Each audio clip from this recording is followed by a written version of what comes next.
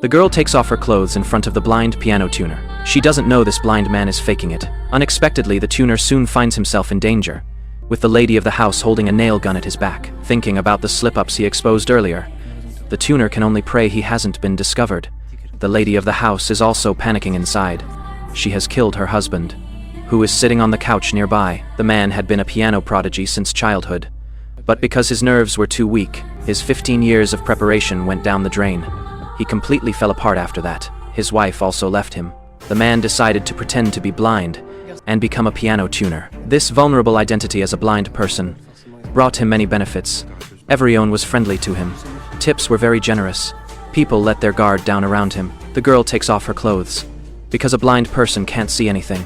The girl dances gracefully, toe the piano music in front of the man. The man feels so pleased with himself, proud of pretending to be blind. When the music ends, he even gets a kiss from the girl. He thought life would continue to be this wonderful.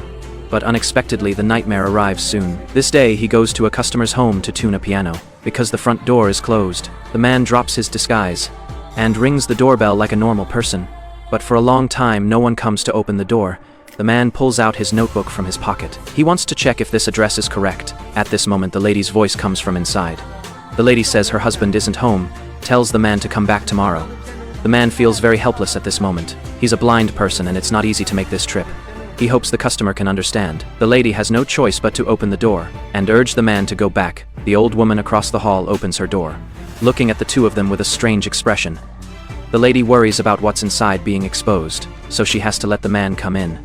Inside, the curtains are drawn and it's very dark. The man fumbles his way into the room. The next second, he slips and falls. The lady quickly helps the man up. The lady says the man shouldn't have walked that way. The house is being renovated. Paint spilled on the floor. The lady sits the man down in a seat. The lady looks nervous. She tells the man to take off his clothes and changes him into her husband's clothes. The man is afraid of exposing his identity, so he obediently takes off his clothes. The lady looks him over carefully, using the excuse that here is paint on his glasses.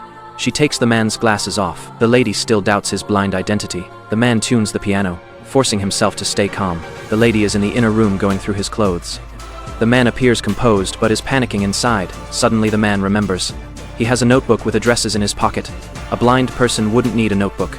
He hopes the lady won't discover this flaw if he's exposed.